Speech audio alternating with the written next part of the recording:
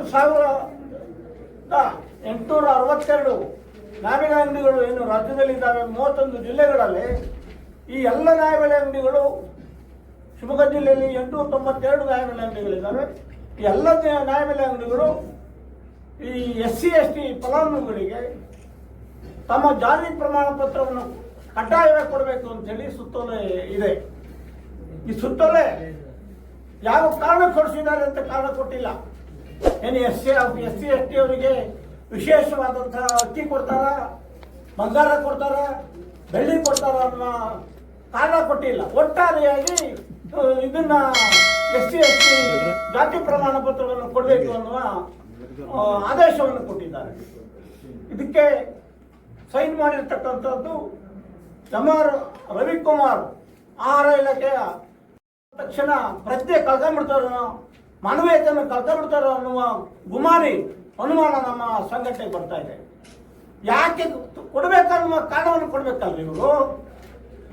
ಕೇಂದ್ರದ ಆಹಾರ ಮತ್ತು ನಾಗರಿಕ ಪೂರೈಕೆ ಸಚಿವರು ಹೇಳ್ತಾ ಇದ್ದಾರೆ, ಧಾರವಾಡದಲ್ಲಿ ಕರ್ನಾಟಕ ಸರ್ಕಾರ ಜಾತಿ ನೋಡಿ ಅಕ್ಕಿ ಕೊಡ್ತಾ ಇದೆ ಅಂತ ಹೇಳ್ತಾ ಇದ್ದಾರೆ. ಅವರೇ ಹೇಳ್ತಾ ಇದ್ದಾರೆ, ಕೇಂದ್ರದ ಸರ್ಕಾರನೇ ಹೇಳ್ತಾ ಇದೆ, ಯಾವ ಕಾರಣಕ್ಕೂ ಜಾತಿ ಆಧಾರದ ಮೇಲೆ ನೀವು ಯಾವುದೇ ಫುಡ್ ಗೈಸ್ ಅನ್ನು ಕೊಡಬಾರದು ಅನ್ನೋ ಮಾತನ್ನು ಹೇಳ್ತಾರೆ. ಇವ್ರು ಯಾರೇ ಇವರು, ಇದೇನಾಗಿದೆ ಅಂತ ಹೇಳಿದ್ರೆ DK ಶಿವಕುಮಾರ್ ಅವರು ಹೊಸದಾಗಿ ಮುಖ್ಯಮಂತ್ರಿಗಳಾಗಿದ್ದಾರೆ.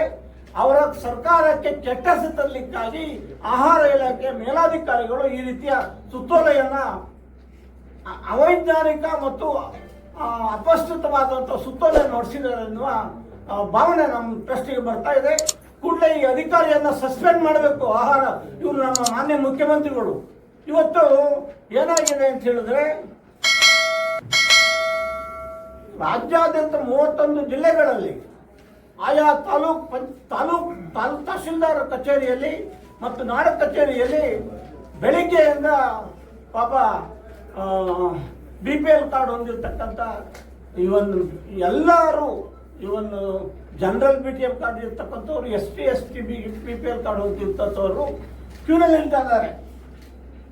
ಕೂಲಿ ಕೆಲಸ ಬಿಟ್ಟು, ಮನೆ ಕೆಲಸ ಬಿಟ್ಟು ಕ್ಯೂನಲ್ಲಿ ನಿಲ್ತಾ ಇದ್ದಾರೆ. ನಮ್ಗೆ ಎಲ್ಲಿ ಅಕ್ಕಿ, ಅನ್ನ ಭಾಗ್ಯದ ಅಕ್ಕಿ ತಪ್ಪೋಗುತ್ತೋ, ಜೊತೆಯಲ್ಲಿ ಸಾಮಾಜಿಕ ಭದ್ರತೆಯ ಎಲ್ಲ ಪೆನ್ಷನ್ಗಳು ತಪ್ಪೋಗುತ್ತೋ ಅಥವಾ ಗೃಹಲಕ್ಷ್ಮಿ ಹಣ ತಪ್ಪೋಗುತ್ತೆ ಅನ್ನುವ ಆತಂಕದಲ್ಲಿ, ಗಾಬರಿಯಲ್ಲಿ ಇವತ್ತು BPL ಕಾರ್ಡ್ ಜಾತಿ ಪ್ರಮಾಣ ಪತ್ರವನ್ನ ಮತ್ತು ಆದಾಯ ಪ್ರಮಾಣ ಪತ್ರವನ್ನು ಮಾಡಿಸ್ಲಿಕ್ಕೆ ಕ್ಯೂನಲ್ಲಿ ನಿಲ್ತಾ ಇದ್ದಾರೆ. ಇದು ರಾಜ್ಯದಲ್ಲಿ ಹೊಸದಾಗಿ ಬಂದಿರತಕ್ಕಂಥ DK ಶಿವಕುಮಾರ್ ಅವರಿಗೆ ಇವರು ಆಹಾರ ಇಲಾಖೆಯ ಮೇಲಾಧಿಕಾರಿಗಳು ಕೆಟ್ಟ ಹೆಸರು ತರಲಿಕ್ಕೆ ಮಾಡ್ತಕ್ಕಂಥ ಹುನ್ನಾರ ಅಂತೇಳಿ ನಮ್ಮ ಸಂಘಟನೆ ಭಾವಿಸುತ್ತೆ. ಕೂಡಲೇ ಈ ಅಧಿಕಾರಿಗಳನ್ನ ಸಸ್ಪೆಂಡ್ ಮಾಡಬೇಕು ಮತ್ತು ಈ ಸುತ್ತೋಲೆ ಏನಿದೆಯಲ್ಲ ಅವೈಜ್ಞಾನಿಕ ಸುತ್ತೋಲೆಯನ್ನ ಕೂಡಲೇ ವಾಪಸ್ ಪಡಿಬೇಕು, ರದ್ದು ಮಾಡಬೇಕು ಅಂತ ಹೇಳ್ಬಿಟ್ಟು ನಮ್ಮ ಸಂಘಟನೆ ಒತ್ತಾಯ ಮಾಡುತ್ತೆ. ಫೆಬ್ರವರಿಯಲ್ಲಿ ಇಶ್ಯೂ ಆಗಿರೋದು. ಒಂದು ನಿಮಿಷ. ಫೆಬ್ರವರಿಯಲ್ಲಿ ಇದೇ ಕಮಿಷನರೇ ಇದ್ರು, ರವಿಕುಮಾರ್ ಸಹಿ ಮಾಡಿದ್ರು. ಯಾವ ಸರ್ಕಾರ? 26ರಲ್ಲಿ ಸಿದ್ದರಾಮಯ್ಯ DK ಶಿವಕುಮಾರ್ ಅವರ ಸರ್ಕಾರ ಅಲ್ಲ, ಸಾರಿ ಸಿದ್ದರಾಮಯ್ಯ ಸರ್ಕಾರ. ಈಗ DK ಶಿವಕುಮಾರ್ ಬಂದ್ಮೇಲೆ ಈ ಹುಲ್ಲನ್ನ ಎಬ್ಸಿದ್ದಾರೆ. SCPTSB ಅನುದಾನ ಕೊಡ್ತಾ ಇದ್ದಾರೆ. ಸದ್ಬಳಕೆ ಆಗ್ತಾ ಇದೆಯೋ, ಎಷ್ಟು ಜನ ಫಲಾನುಭವಿಗಳು ಬೇಕು ಅಂತ ಹೇಳಿ ಮಾಹಿತಿ ತಗೋತಾ ಇದ್ದಾರೆ.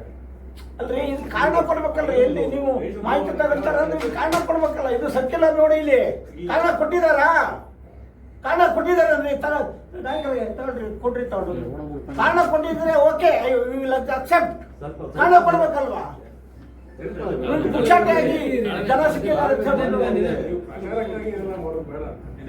ಕಾರಣ ಕೊಡ್ಬೇಕಲ್ಲ. ಆಯ್ತು, ನೀವು ಹೇಳಿದ್ದನ್ನು ಒಪ್ಪಣ. ಇದು ಕಾರಣ ಕೊಡ್ಬೇಕಲ್ರಿ, ಸರ್ಕಿಲ್ ಕಾರಣ ಕೊಡಬೇಕಲ್ಲ. ಏನೋ ಕಾರಣ ಇದ್ದಾರೆ ಅಲ್ಲ. ಈಗ ಅಧಿಕಾರಿಗಳು ಕಳಿಸಿರೋದು. ಹೌದು, ಅಧಿಕಾರಿಗಳು ಕಳಿಸಿರೋದು. Principal secretary food and civil supplies ಕಳಿಸಿದ್ದಾರೆ. ಒಂದು ಇದನ್ನು ಸುತ್ತೋಲೆ ಓಡಿಸಿದ್ದಾರೆ ನೋಡಿ ಅಧಿಕಾರಿಗಳಿಗೆ.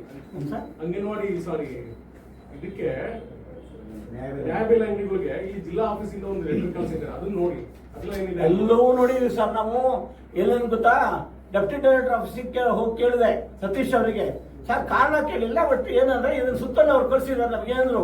ಆಮೇಲೆ assistant director food and civil supplies ಅಲ್ಲಿ ಗೋಪಾಳದಲ್ಲಿ ಲಕ್ಷ್ಮಿ ಅವರು ಇದ್ದಾರೆ, ಅವ್ರನ್ನ ಕೇಳಿದೆ, ಅವರು ಕಾರಣ ಗೊತ್ತಿಲ್ಲ ಸರ್, ನಮ್ಗೆ ಕೇಳಿದ್ದಾರೆ, ನಾವು ಕಲೆಕ್ಟ್ ಮಾಡ್ತಾ ಇದೀವಿ ನ್ಯಾಯಬೆಲೆ ಅಂಗಡಿ